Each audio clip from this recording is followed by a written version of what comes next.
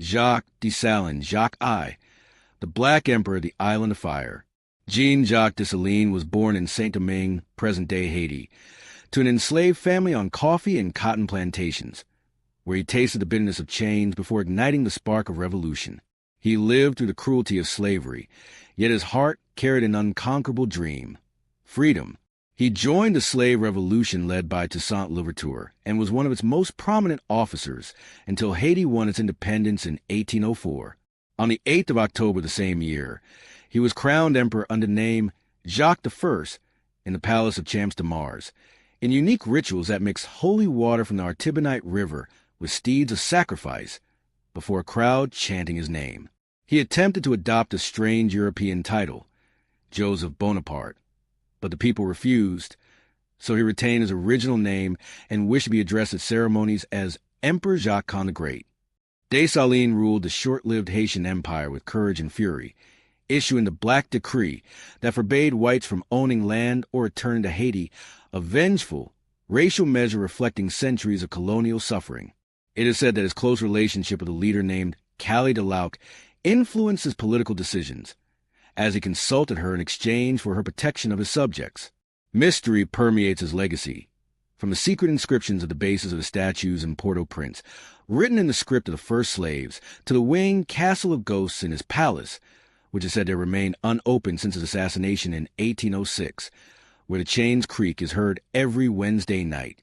Qutb al-Din Aibak, the slave who founded a dynasty, born in the heart of Central Asia, he fell captive to the forces of Muhammad of Ghor after the fall of Ghazni.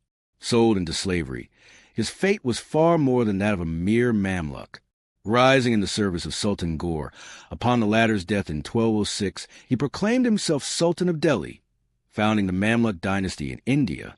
Despite his short reign, 1206 to 1210, Qutb al-Din laid the foundation stones of the Delhi Sultanate, extending into the Punjab.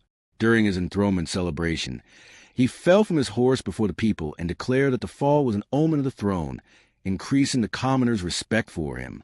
He built the Qutb Minar, a fluted tower topped with a lead layer against lightning, inscribed with mysterious Mamluk symbols.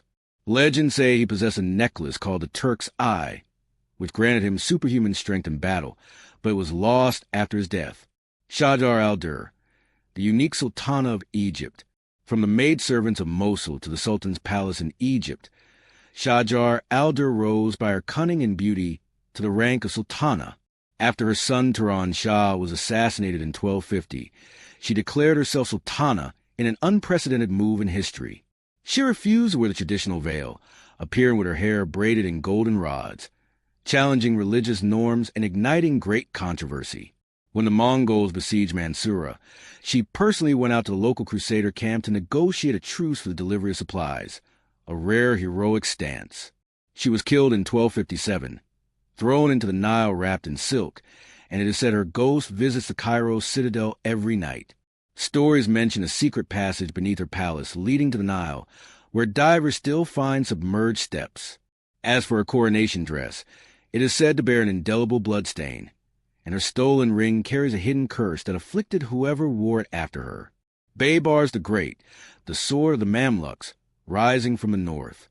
Born among the Kipchak tribes of the Caucasus, Baybars was captured as a boy to be sold as a Mamluk in Egypt. After his fame at the Battle of Ain Jalut 1260, he was installed as Sultan, defeating the Mongols and Crusaders and consolidating the Mamluk state. He used carrier pigeons to deliver his military secrets, the most famous being Al-Bark, which bore news of victory at Ain Jalut. He maintained a rose garden bathhouse, especially planned for ritual bathing before major councils. Legends surrounded him. In his palace, the creaking of armor is said to belong to the ghost of a warrior killed in Damascus, waiting for Baybars' unkept promise.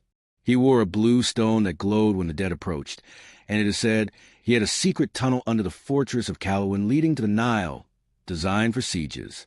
Shams al-Din al-Tutmish, from scribe to throne.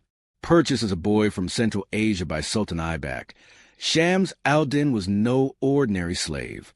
He served with intelligence and skill, and when Aibak died, he seized the opportunity, gathering the Mamluk emirs around him, relying on a vision in which the moon split above the Umayyad Mosque dome, convincing him of his divine status. In 1211, he ascended the throne, recognized by the Abbasid Caliph as a legitimate sultan. He established a postal system, organized a state, and minted the first local currency, the Indian dirham, which circulated for 2 centuries. He continued building the Qutb complex, but for the first time resorted to exploiting the local population in excavation work, known as submission by tax and toil. Legend says he met a Hindu monk who granted him the pen of immortality, such that writing his name anywhere ensured his memory eternal. On his coronation night, a pale star appeared above the Qutb, disappearing only at his death. It was known as a guardian star, believed by the people to be a celestial protector. Between shackles and crowns runs a thin thread of determination and stories that dwell between history and legend. These rulers, Dessalines, Aibak, Shajar al-Dur, Baybars, and Iltutmish, did not follow a royal path strewn with roses, but uprooted it from the ashes of bondage, leaving the world lessons in defiance, power, and humanity. Don't forget to subscribe, like, and share.